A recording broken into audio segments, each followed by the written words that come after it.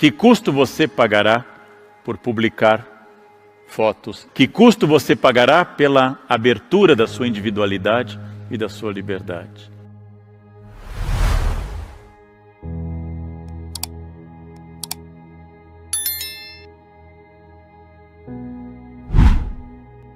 Precisamos de ação que supere este mito, que qual Freud trabalhou o conceito de narciso, de alguém que apenas se olhe. Talvez seja esse o pior elemento para se poder trabalhar, administrar, gerenciar pessoas, o narciso. Vaidade é miticamente o primeiro pecado. Vaidade é o pecado de Lúcifer. Vaidade é o defeito original da humanidade.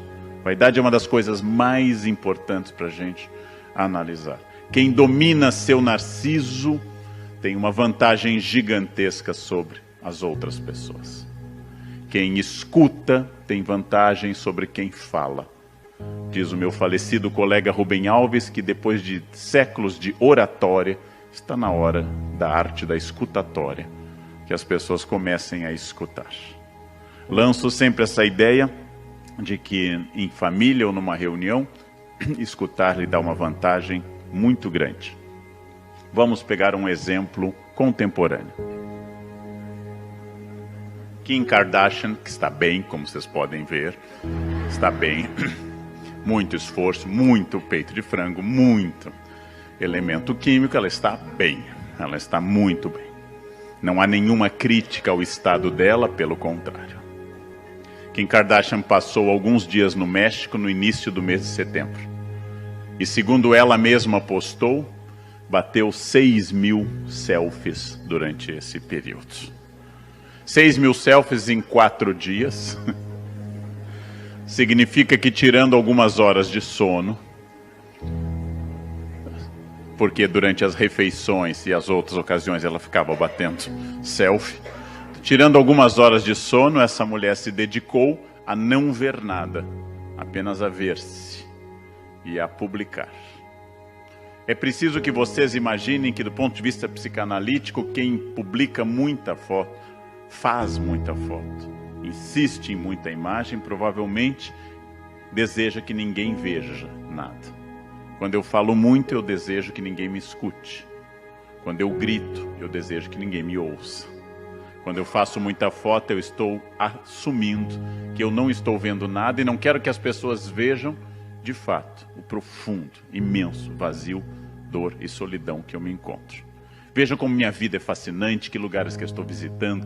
Olha eu batendo foto com gente famosa, olha essa comida. E vejam isso sempre acompanhado do símbolo do potássio, kkkk.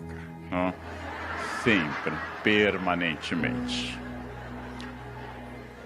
Ou do meu estado natal, RS. O perfeito oposto ao Rio Grande do Norte, que é o Rio Grande do Sul. Kim Kardashian faz parte, não ela sozinha, mas de todos nós, que estamos prestando tanta atenção nas imagens que não estamos vendo mais nada. Nesse ano, mais uma vez, um juiz bloqueou o WhatsApp e obrigou no Brasil inteiro famílias a conversarem uns com os outros. Houve casos de filhos que foram obrigados a trocar palavra com a própria mãe durante o jantar, gente.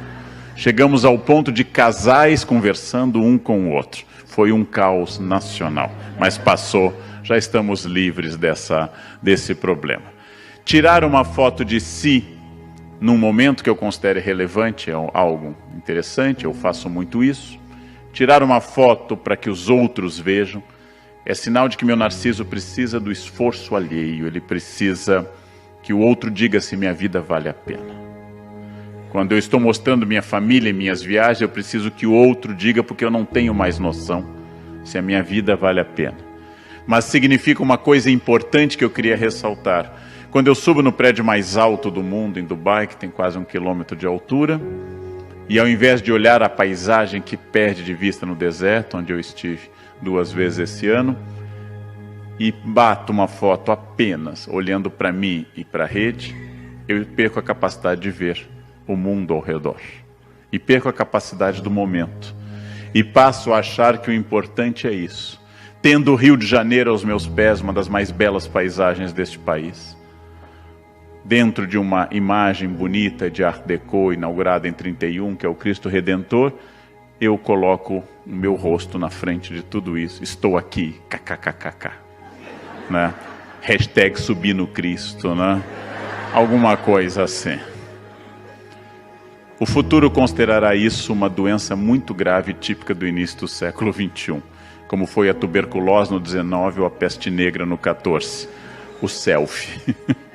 Será considerado uma doença específica da nossa era e que pouca gente se dava conta de que esse mundo virtual está provocando uma coisa. E lembrem, ferramentas são neutras. Um martelo é uma ferramenta poderosa para bater um prego, ou é um instrumento de homicídio. O martelo é neutro. Pode ser bom e pode ser ruim. A internet é uma poderosa, boa e positiva ferramenta. Eu que fiz minha dissertação de mestrado em máquina de escrever, calculando a margem direita, eu considero o computador uma maravilha. Eu que tinha que corrigir erros com liquid paper e errorex. Eu que tenho esse mantra SDFG, C cedilha LK, JH na cabeça. Eu que fiz provas com mimeógrafo. Eu que dei anos de aulas com retroprojetor. Considero o PowerPoint uma maravilha. Mais prático, mais rápido, mais dinâmico. A técnica é boa. São as pessoas atrás da técnica é que tornam ela problemática. Um automóvel é muito bom. São as pessoas que dirigem que o tornam um instrumento de morte. Então aqui não vai nenhuma crítica à internet, mas à humanidade que a utiliza. Não vai nenhuma crítica a computadores. Não vai nenhuma crítica à vida digital, desde que eu entenda que um amigo digital é um fantasma de fótons e elétrons, que não pode substituir um amigo real. Desde que eu entenda que a minha vida não está ali, que o like não produz afeto, e que se eu tiver 10 mil likes na minha foto, eu continuo uma pessoa solitária. Desde que eu entenda que os valores essenciais continuam onde sempre estiveram: família, amigos e trabalho, só, sempre. E a internet pode ser muito boa. Eu não existo mais sem o Waze, não vou à padaria em São Paulo sem o Waze. O Waze é meu pastor. Eu nada temerei, ainda que eu ande no vale das sombras, ele será minha luz e meu cajado. Eu não sei fazer nada sem o Waze. O Waze é muito bom, desde que eu entenda que isso são ferramentas para eu existir e não objetivos de vida. É preciso restaurar essa questão, porque volta ao Narciso. O Narciso dá de mim uma ideia falsa, e o Narciso tem hoje na internet um ponto fabuloso, porque ele representa a vida que eu gostaria, representa esse fake book com aquilo que eu gostaria que os outros vissem de mim. É este o problema que eu tenho tocado. E um líder narcísico, um funcionário narcísico, ele não serve para trabalhar em grupo. Ele é uma pessoa que só serve para si, porque o narcisismo é um tipo levado a esse extremo de dor. Eu podia chamar a caras do Facebook, dos wannabe famosos, né? Na verdade é uma injustiça com a fama e com a caras, né? Nos dois casos. Eu acredito que nós estamos gritando desesperadamente para sermos observados. Eu acredito que nós nos sentimos muito solitários. Eu acredito que potencializamos o eu, mas atomizamos, se preferirem a metáfora física, ou capilarizamos, se preferirem a metáfora biológica. Nós temos desde a invenção da imprensa, século XV, na Alemanha, a invenção da grande imprensa de jornalismo, século XIX para o XX, a televisão no século XX e o rádio no século XX, nós temos um crescimento gigantesco da capacidade de comunicação com o grande público. Ainda estamos lidando com estes fatos, mas sem sombra de dúvida, as pessoas estão dando opinião sobre tudo e esse é um bom exercício. A minha pergunta é se alguém está ouvindo a opinião alheia, se alguém está lendo a dos outros. Se eu tiver 35 grupos de WhatsApp, família, amigos, emprego, festa, etc. Se eu tiver 3 contas de Instagram, se eu tiver 4 perfis no Face, inclusive um fake para sacanagem, se eu tiver tudo isso, quem que eu estou lendo de fato, se todo o meu tempo é consumido pela atualização dessas questões. Eu, como pessoa mais velha, assisti ao nascimento do celular, assisti ao nascimento do computador pessoal, vi tocar o primeiro celular em sala de aula. Os jovens não sabem disso, mas não havia celular antes. Eu sei que essa ideia é uma ideia muito extraordinária. E como me dizem algumas alunas, não posso desligar, professor, eu tenho filhos. Como será que nossas mães nos criaram sem o celular? Ou seja, minha preocupação não é com a tecnologia. Eu uso o celular e gosto muito, e ele é muito útil, ele resolve muitas coisas para mim. A minha preocupação não é tirar ou reforçar o celular. Isso é secundário, isso é uma pergunta secundária. A minha preocupação é quem sou eu que preciso estar presente com tantas personagens, em tantos espaços, para que tanta gente me veja.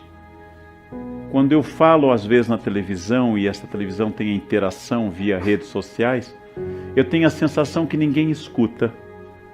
Eu tenho a sensação que muitos telespectadores estão casados comigo, não me escutam e não temos sexo. Ou seja, é um casamento absoluto. Eu tenho a sensação que cada um emite a sua opinião imediatamente quando identifica que eu disse alguma coisa. E graças a isso, ficam mandando mensagens. A participação é muito boa. E quando eu escuto e interajo, ela é fundamental. Nós temos a chance de uma virada, vou usar uma palavra mais difícil, epistemológica no século XXI, em que o conhecimento atingiu um novo patamar de validação. Temos a chance, mas isso ainda não ocorreu. Nós não estamos mais brilhantes ou mais produtivos do que há 30 anos. Apenas estamos incrivelmente mais ocupados com o mundo virtual. Eu saí com uma profissional de arquitetura que fazia um trabalho para mim e ela sentou comigo para jantar e discutir um problema de reforma e ela atendeu o celular. Eu fiquei esperando, certamente era algo grave. Começamos a conversar, ela atendeu novamente. Eu esperei, certamente era algo gravíssimo que impedia a nossa reunião. Na terceira vez tocou o celular dela, era eu ligando para ela e dizendo a ela: já que você prefere pelo celular, vamos ter nossa reunião assim. E tivemos, e foi uma reunião produtiva. E o celular dela não tocou mais, porque nós tivemos. É uma questão de escolha. Me preocupa que a realidade virtual se sobrepõe à realidade real. Me preocupa isso, mas é provável uma preocupação de idade, não seja uma preocupação de crianças ou jovens, que isto vá passar. Me preocupa que realmente a fala reflexiva, que é o tom da fala do Hamlet, tenha desaparecido e a fala informativa esteja dominando. Como diz num filme sobre a dificuldade de Shakespeare, o problema de Shakespeare é que ele nunca diz vai dali para lá. Shakespeare diz, toma das asas de Mercúrio e passa deste ponto àquele outro onde o sol se põe. As metáforas, as interpolações, os adjuntos, os apostos, os vocativos shakespearianos tornam complicada a frase reflexiva, porque a frase reflexiva pressupõe pensar no que eu estou dizendo. E quando eu penso no que eu estou dizendo, curiosamente, eu digo menos, porque é muito mais significativo. Quando eu não penso no que eu estou dizendo, eu digo mais coisas, porque elas perderam o sabor e se tornam como num quilo. Apesar do restaurante por quilo ser uma maravilha, que reduziu todos os alimentos ao mesmo sabor. O chuchu, a vitela, o purê, o milho, a alface, todos têm o mesmo gosto. E se não tem as 11 quando são colocadas as 3, certamente tem o mesmo sabor, as pessoas põem um pouco de cada, como se fizesse qualquer diferença. O frango, o peixe ou a carne, e escolhem a ervilha, como quem escolhe pérolas, uma por uma, e colocam delicadamente no seu prato. E eu fico pensando, é tão sem graça essa comida, que eu tenho que ter muito cuidado ao comer, para me sentir comendo alguma coisa. Ou seja, quando eu não tenho sabor nas coisas que eu vivo e faço, eu multiplico as coisas que eu vivo e faço. E falo mais, e saio mais, e faço mais festas, e tenho mais amigos, e viajo mais, e não paro de viajar, porque como eu não consigo estar comigo, eu quero estar em todos os lugares do mundo, porque eu não tolero estar na minha casa, ou pensativo, Então eu tenho que estar no estresse do aeroporto e visitando. Você foi à Argentina, já fui a Buenos Aires, já fui a Córdoba, mas você conhece Salta? Ai, Salta eu não conheço, então vamos a Salta neste momento. Agora eu fui a Salta. E a Patagônia, você conhece a Patagônia? Não. E Mar del Plata, ou seja, é uma vida para rodar, até que eu fique tão tonto que eu perca a consciência de mim mesmo. Por isso que nós viajamos mais do que jamais viajamos no passado, porque nós não estamos vendo mais nada. E batemos fotos que vão para o computador e não vão ser vistas por ninguém. Ou vão ser enviadas para 10 mil pessoas que não vão ver, ou vão ter inveja de eu estar viajando e vão responder apenas kkkk. Ou seja, este é o vazio que o Hamlet estranharia, já que o Hamlet faz toda a peça dele, a mais reduzida de todas, no único espaço da corte, no único espaço de Elsinore, em salas do palácio. E dali apenas eles falam de uma viagem à Inglaterra de navio e falam de uma ida a Heidelberg, uma ida a Paris, mas toda a peça se passa ali, porque a casca de nós do Hamlet é suficiente, reinado, é suficiente para ele. Que custo você pagará por publicar fotos em redes sociais? Que custo você pagará pela abertura da sua individualidade e da sua liberdade? Que custo você pagará ao permitir ser fotografado em qualquer situação, inclusive íntima? Não interpretando corretamente como seria, que uma vez que a imagem entrou na internet, não sai mais. Então, que custo você paga em nome dos seus valores? Que custo você está disposto a enfrentar em nome daquilo que você realmente acredita? O que eu acho é que aquilo que nós recebemos em troca do mundo chamado líquido é muito pouco comparado com aquilo que abrimos mão. Aquilo que entregamos para preservar a segurança é pouco comparado com aquilo que recebemos. A paga é pouco. Logo eu tenho que perguntar abertamente qual é, de fato, a minha intenção, meu objetivo e meu valor. Respondendo isso, eu posso saber que várias coisas merecem um sacrifício. Várias lutas merecem um grande sacrifício. Mas as lutas expressivas, a luta contra o racismo, a luta contra a violência contra as mulheres, jamais a luta de trânsito, jamais o bate-boca de internet. Com quem você está discutindo quando discute na sua rede social? O que você ganha trocando acusações, petralha e coxinha? Recomendação que eu fiz aos meus alunos: toda vez que você for insultado, leia um conto de Machado de Assis. Chegará ao final do ano, você estará culto e sólido, e o outro estará babando no seu ódio. É necessário que eu beba para que algo seja venenoso. Voltando a uma frase que eu uso muito: não toquem tambor para maluco dançar. Tenham valores claros, entendam que o ódio da pessoa pertence a ela, e é um direito dela. E é um sinal claro, voltando a Freud, que a realização sexual dela está muito reduzida e está concentrada na rede social. Não que a minha esteja ótima, mas pelo menos eu não quero que isso seja o objetivo, né? Que isso seja o meu foco. Estabeleçam valores substantivos, afastem-se dos valores adjetivos, evitem o ódio a qualquer custo, porque ele não constrói absolutamente nada. E engajem-se abertamente em lutas que valem a pena. Essas lutas pela educação, pela alfabetização, pela defesa da infância, essas valem a pena. O trabalho, o serviço, o empenho. As outras são ódios de irresoluções pessoais. A informação é extraordinariamente grande, mas isso não é formação. E as pessoas estão confundindo as duas coisas. Nunca tivemos tanto acesso à informação, mas isso não me torna nem médico, nem historiador, nem advogado. Isso não me torna sequer um bom cozinheiro, sequer uma boa bordadeira. Então, não tenho, como brinca um grande amigo meu, médico, o Jairo Idal, os pacientes chegam com o seu exame já consultado o Dr. Google. Ah, meu HDL está tanto. E ele pergunta: o que você recomenda nestes casos? A confusão entre informação e formação é muito grande, porque nós temos um imenso alargamento de fontes e uma menor relevância dessas fontes. Tenham conta que Santo Agostinho, teólogo mais influente do Ocidente, leu menos e tinha menos livros do que qualquer um dos senhores. Santo Agostinho provavelmente tinha uma biblioteca de 200 livros. A minha na Unicamp tem 6.000 e é o meu menor depósito. E o mais notável, eu sou muito menos que Agostinho de Hipona. Isso é que é o notável.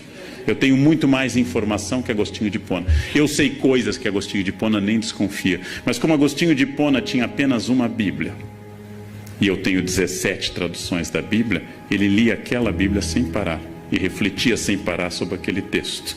E eu leio todas as fontes. Vejam um exemplo. Em 1853 estreou a Traviata, linda ópera de Verdi, no Teatro La Fenice, em Veneza.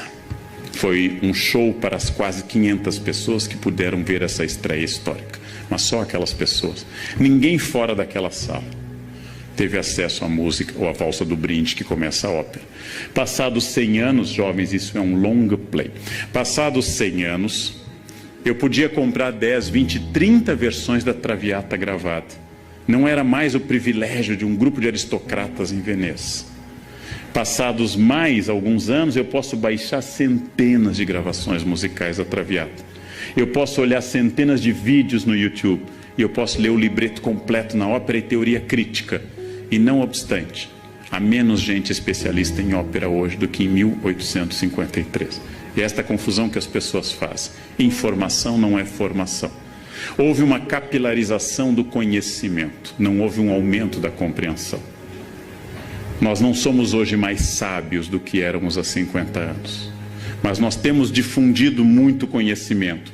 Porque a experiência, segundo um grande filósofo alemão, Walter Benjamin, ela perdeu a aura única. A experiência aumentou o meu potencial crítico comparativo, mas reduziu o tempo que eu posso dedicar a isso. Porque eu sou obrigado a fazer muitas coisas ao mesmo tempo. O resultado é que eu obtenho muito mais dados, mas eu tenho dificuldade em filtrar dados válidos. A internet é uma fonte de bobagens inesgotável. A Wikipédia é uma sucessão de asneiras quase indescritível. E não me refiro apenas a erros de datas e de nomes, mas de bobagens mesmo. Porque as pessoas podem livremente interferir. Os dados flutuam. E as escolas ainda não deram este salto. As escolas ainda são arcaicas. Elas ainda acham que o importante é a transmissão do conhecimento. Quando, na verdade, o desafio hoje é a retenção e a formação do conhecimento. Eu não preciso mais de memória, não preciso mais decorar nada, não preciso saber de cor.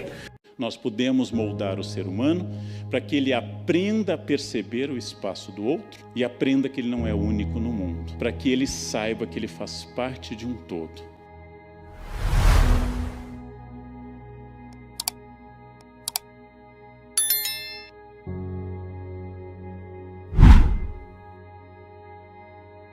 As pessoas são fixadas na intermediação eletrônica, chamadas redes sociais e assim por diante.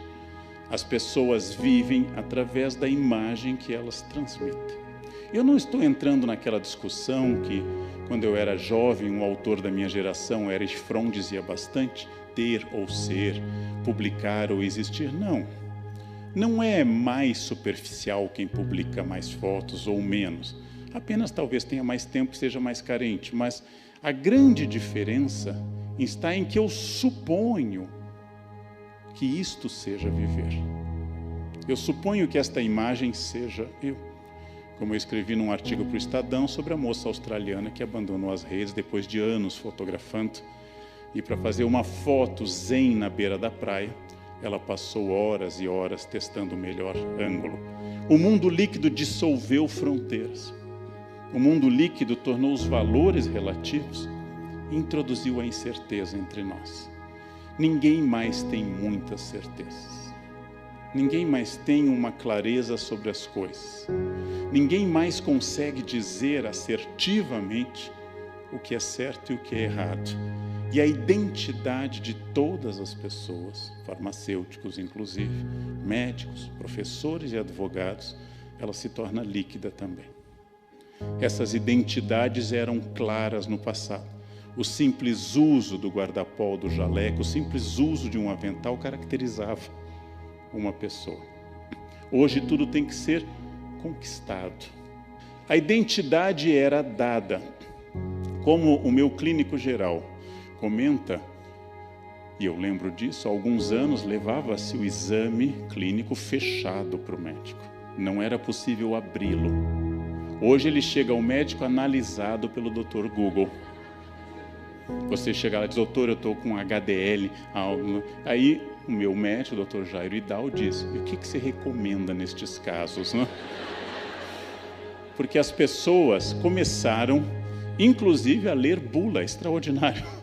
Elas começaram eu já não posso mais, a presbiopia não permite, mas elas começaram a ler bula. A identidade é um problema. Identidade de tudo, de absolutamente tudo.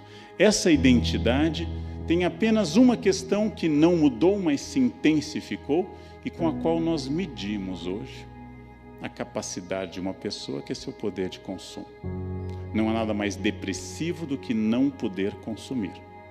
Zygmunt Bauman sugere num livro, 44 cartas, que as lojas, isso é particularmente importante para a área dos senhores, que as lojas deveriam se chamar farmácias, porque elas são a solução para diversos males, como depressão, angústia, etc. As lojas deveriam ter uma identificação farmacêutica.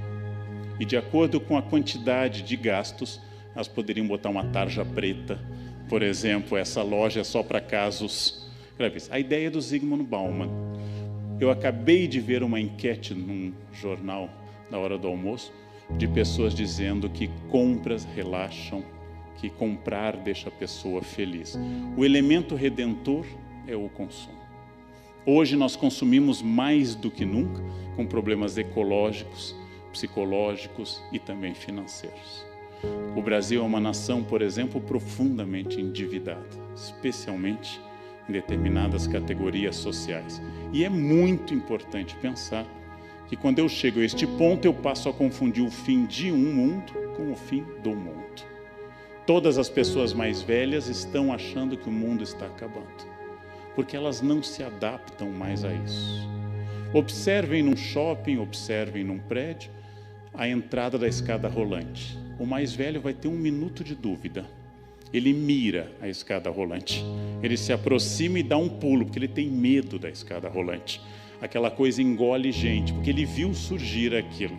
Os jovens entram. De fato, a escada rolante provoca problemas, às vezes, mas o medo é um sinal de idade. Aquela dúvida na hora de um celular novo, o jovem começa a fuçar. E o mais velho fica olhando, por que eu troquei o outro? Eu sabia tudo onde estava. Quando eu começo a não ter mais significados no meu mundo, eu começo a estranhar, por exemplo, a necessidade atual, imperativa, profunda de ser feliz. Todos devem sorrir nas fotos. Fotos de pessoas mais velhas, de 50 anos, ninguém sorri. Não era de bom tom um profissional, por exemplo, tirar uma foto sorrindo. A felicidade é obrigatória. Essa liquidez, gente, atinge em particular os valores. Os valores hoje são difíceis de serem transmitidos. É difícil você permanecer na sua fila quando o acostamento está tomado de pessoas. É difícil estabelecer essa linha entre certo e errado.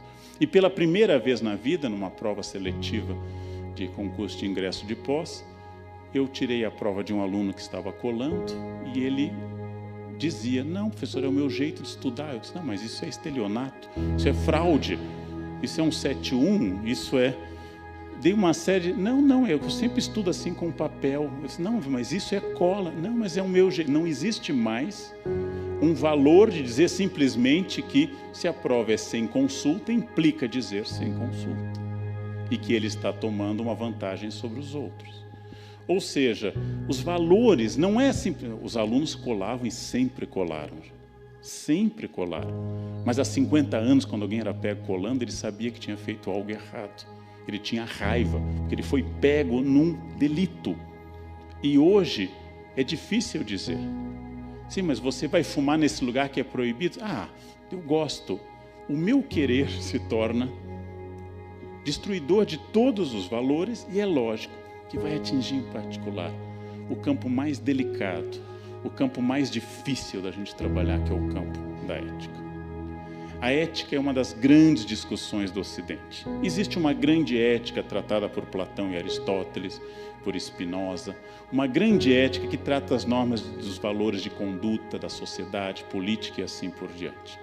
Existe uma simpaticíssima pequena ética, conhecida pelo seu nome mais curto, etiqueta. Etiqueta é muito simpática. Não se trata de frescura de garfo e faca. Isso é coisa de classe média em ascensão. Etiqueta trata em como eu não devo perturbar o espaço do outro. Por que eu não devo, por exemplo, falar alto na rua? Por que eu não devo transformar meu carro em trio elétrico? Por que eu não devo andar com uma mochila no metrô, em ônibus ou em avião ao levantar, esbarrando em todo mundo? Por que eu não tenho o direito de assoar o nariz e ficar contemplando o que de lá veio, admirado, como num exame patológico? Porque os do lado podem ficar. Por que eu não tenho direito de eructar ou flatar? A etiqueta trata disso. Ou seja, ela trata de como eu tenho que respeitar o espaço do outro através de uma recomendação básica, que é multiplicar as palavras com licença, por favor e muito obrigado. Nós podemos moldar o ser humano para que ele aprenda a perceber o espaço do outro e aprenda que ele não é único no mundo. Nós podemos moldar o ser humano para que ele saiba que ele faz parte de um todo, que ele não é a única pessoa neste planeta. E com isso, ele vai desenvolver um senso ético. Onde houver humanos, há erro. Onde houver humanos, há surpresas.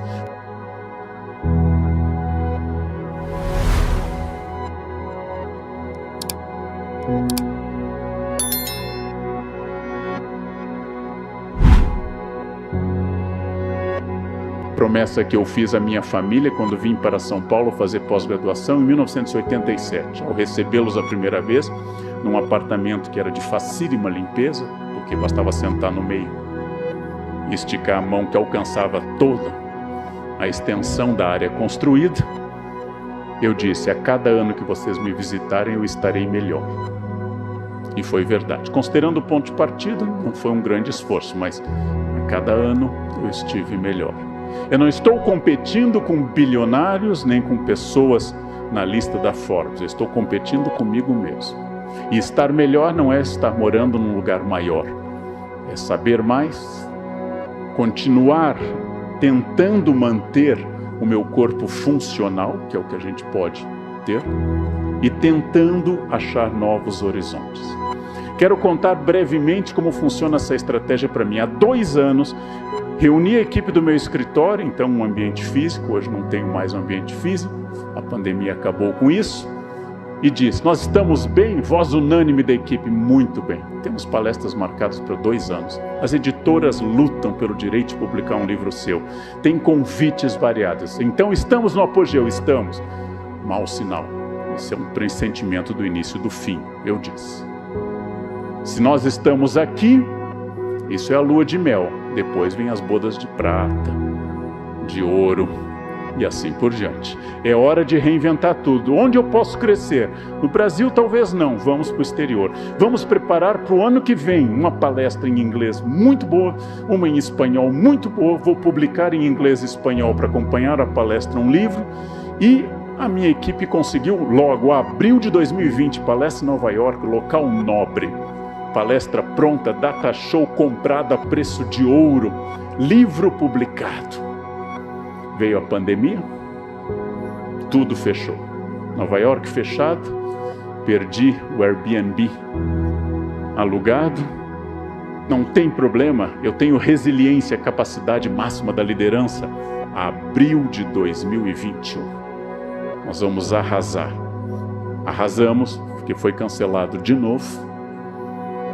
Não abriu, em abril desse ano Nova York não estava aberto. Nesses 2 anos eu tive chance de aprimorar essa palestra, lançar mais obras, traduzir mais livros. E agora eu estou dizendo que em 2022 começa a minha carreira internacional. Eu não sei se ela vai começar, ou se a variante Delta, Y, Ômega vai triunfar. Mas nesse esforço de continuar expandindo o meu horizonte, eu me reinventei. Eu me reinventei procurando a televisão, eu me reinventei tentando fazer outras coisas, eu me reinventei às vezes onde parecia Estranho, porque há 3 anos, uma das chaves de uma boa fala era um data show. E hoje que as pessoas estão com fadiga de Zoom, isso é uma doença diagnosticada, fadiga de Zoom, já está na lista psiquiátrica americana, as pessoas não querem mais telas, elas querem ver o rosto, elas estão com saudades de rosto, de contato olho no olho.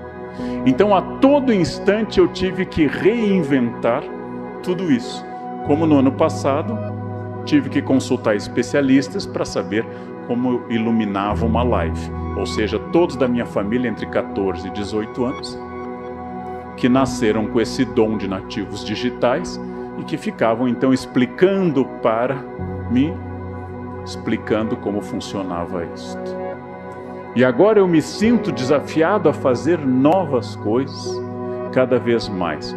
Eu não contei isso para parecer um case de sucesso. Eu contei isso para parecer o que é, que eu preciso continuar me reinventando. O sucesso é um péssimo conselheiro.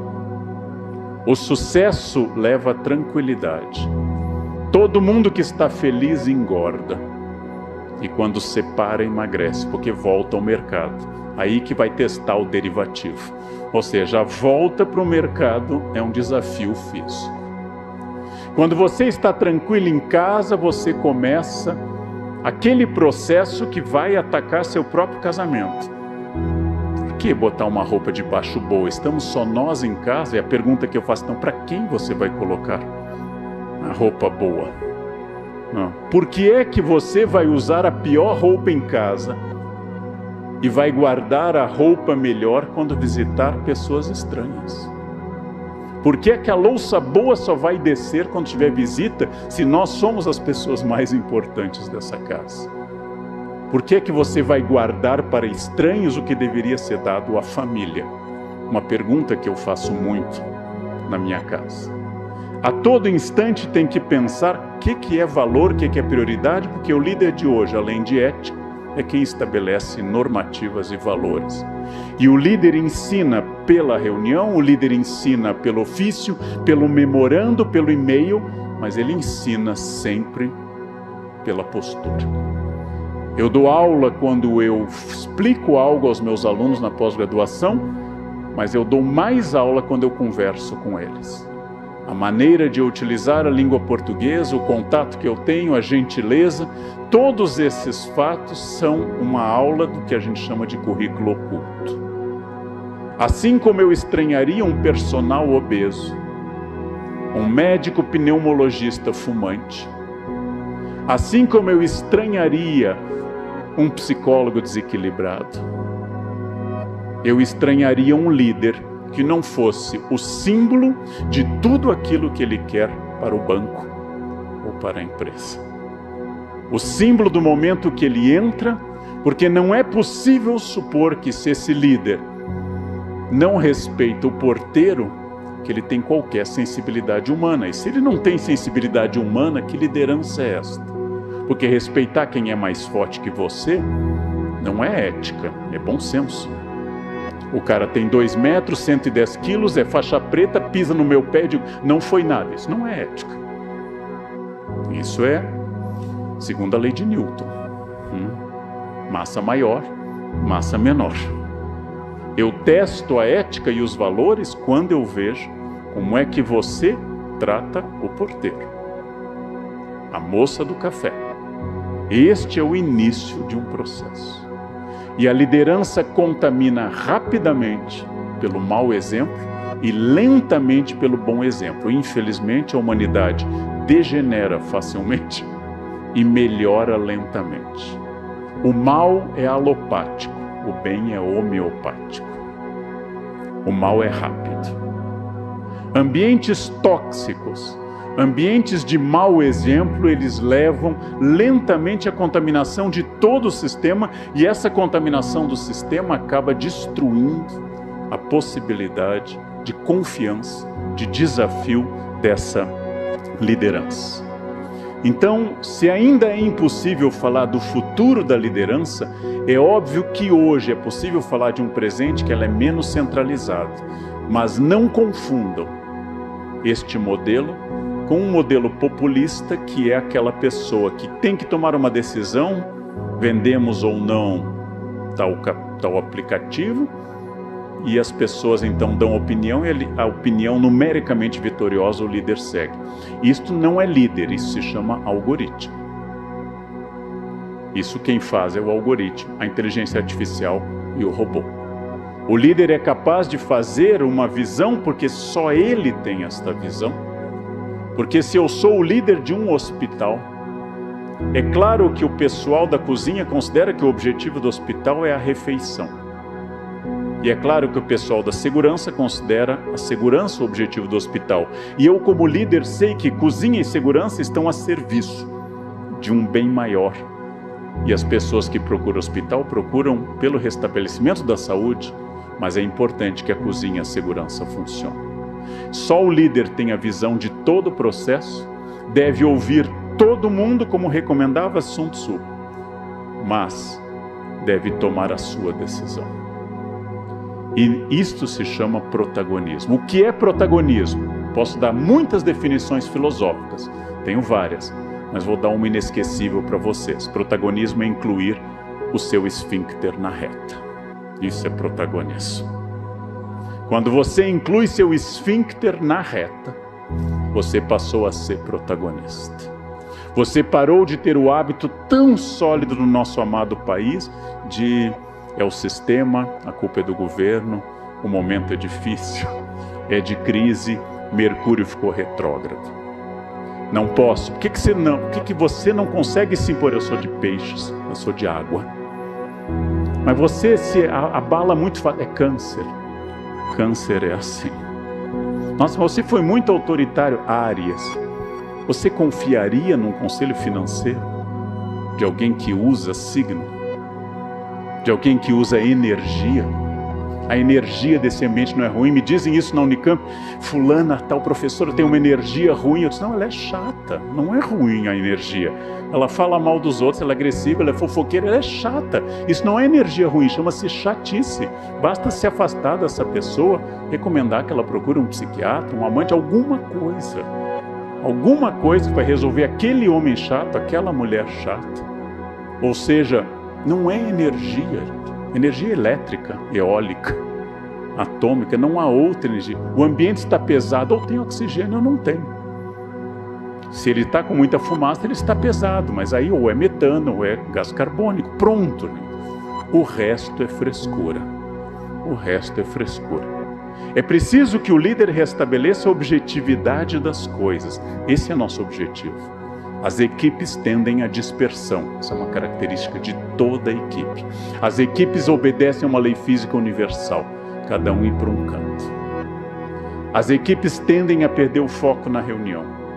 O líder é o que reconduz a esse foco, sempre destacando na medida do possível, se for possível, o elogio público, a crítica em privado, mas o líder não se omite, inclusive, vendo que alguém não faz parte daquele objetivo, vendo que a pessoa não incorpora aqueles valores, com todo o respeito do mundo, oferecer a essa pessoa a chance de crescer na concorrência.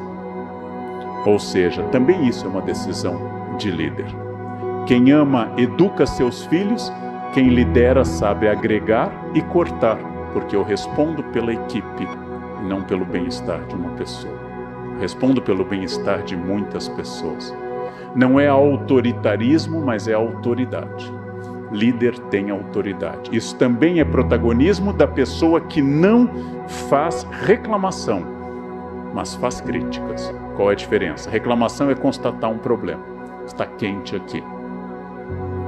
Crítica é quando eu digo, essa temperatura inviabiliza nosso trabalho. Poderíamos comprar um ar-condicionado, abrir as janelas ou fazer um dress code adequado a essa temperatura.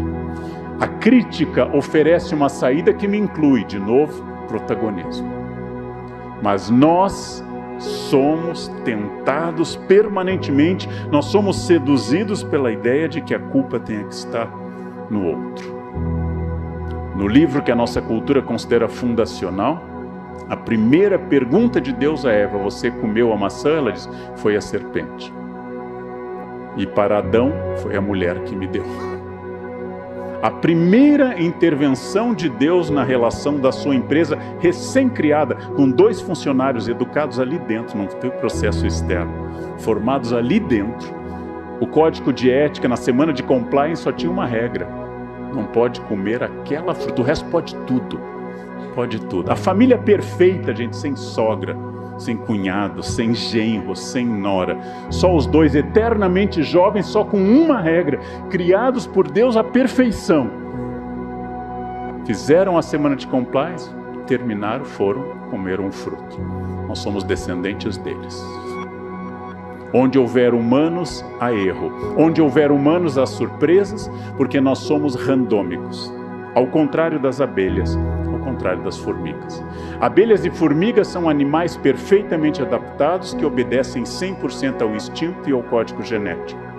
Nenhuma abelha operária amanhece com instinto republicano. Vamos derrubar essa rainha vagabunda que só dilapida o tesouro da colmeia. Abaixo o zangão, viva o poder das abelhas. Não existe feminismo entre as abelhas, não existe socialismo. Não existe liberdade, não existe dúvida, não existe crise, não existe insônia, porque ela só tem uma tarefa.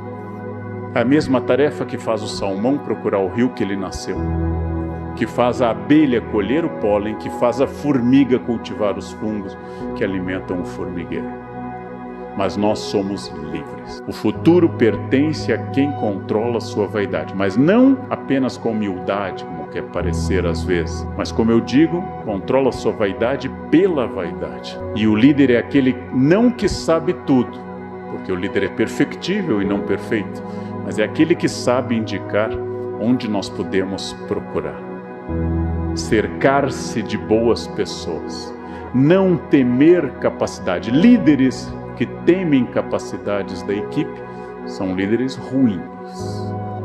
Líderes que invejam habilidades de alguém da equipe, líderes que enfrentam alguém da equipe pela sua evidente capacidade, são líderes ruins. Na verdade, eles funcionam como aquele mau professor, que na verdade é só um aluno mais adiantado. Quando é que eu sou um mau professor? Quando eu, do alto da minha experiência, uso do meu conhecimento para marcar poder com um aluno meu.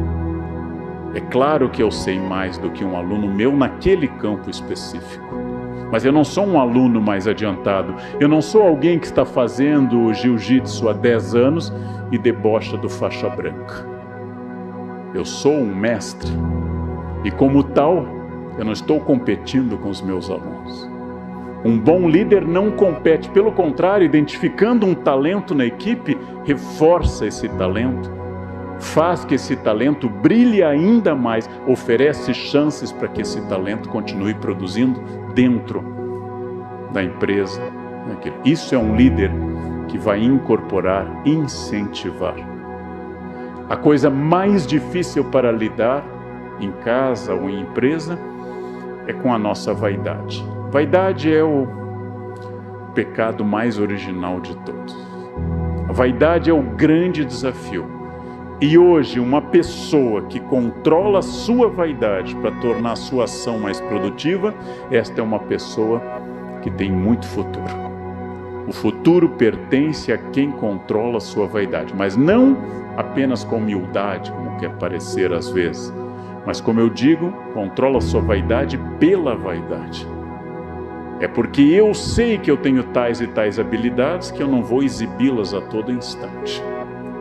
É porque eu sei que essas habilidades podem causar desconforto no grupo que eu não vou falar delas a todo instante. Essa segurança é a segurança da maturidade de um líder. E por maturidade eu não associo a idade, mas a maturidade ocorre em jovens e às vezes escasseia em pessoas mais velhas.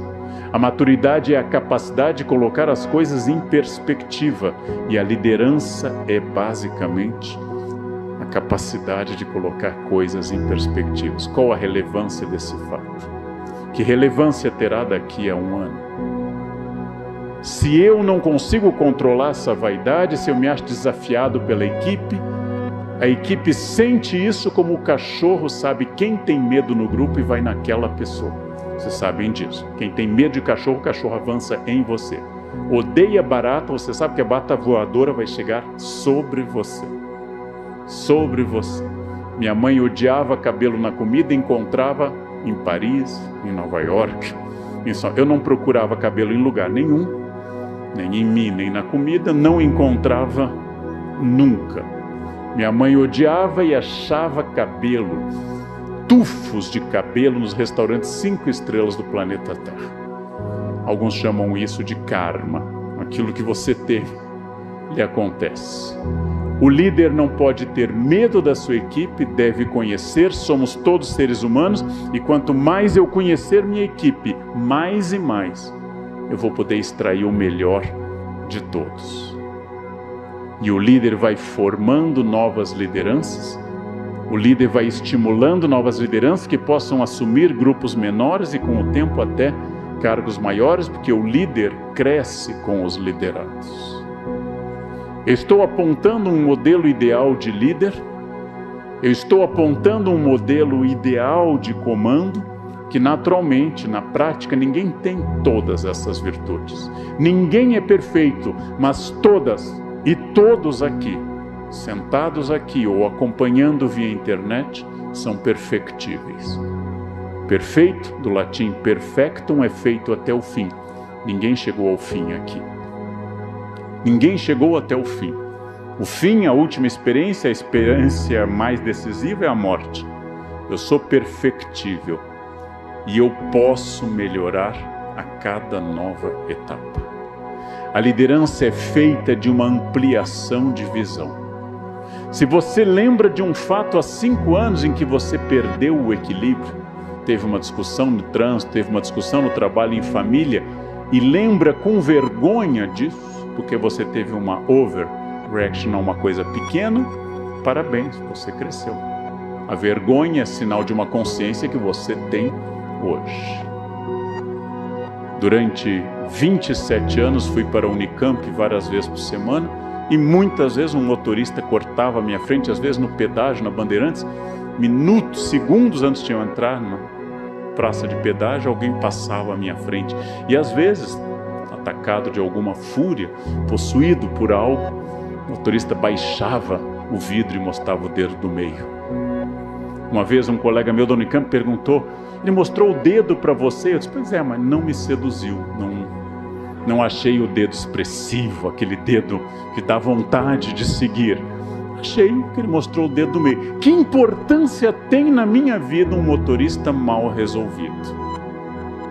Que importância tem na minha vida aquele ser que me cortou, furioso, carregando, como me disse um taxista no Rio, numa metáfora que eu acho maravilhosa, todos os carros, professor, são caminhões de lixo. Eles trazem lixo de casa, trazem lixo das suas dores e quando encontram alguém, despejam o lixo em cima da pessoa. Qual é o significado de eu discutir no trânsito? Um motorista que pode ser desequilibrado, pode estar drogado, pode estar armado. Um motorista que se me bater é ruim, se eu bater nele é pior. E nós podemos perder mais do que está envolvido. Quando você consegue pensar com vergonha nesses desequilíbrios, quando você consegue se afastar desses desequilíbrios, quando você consegue olhar à distância e dizer, nossa, que coisa terrível, parabéns, você cresceu. Quando você tem 18 anos e um colega lhe diz, quero ver se você é homem, acelera, você não tem certeza se é homem, e você acelera. Aos 58, quero ver se você é homem, eu também quero, mas hoje não vai dar. Hoje eu estou numa dúvida atroz, profunda e assim por diante. Ou seja, a todo instante eu necessito o desafio de fazer algo melhor, ser mais senhor de mim. O líder é alguém sábio, ou pelo menos alguém amigo da sabedoria.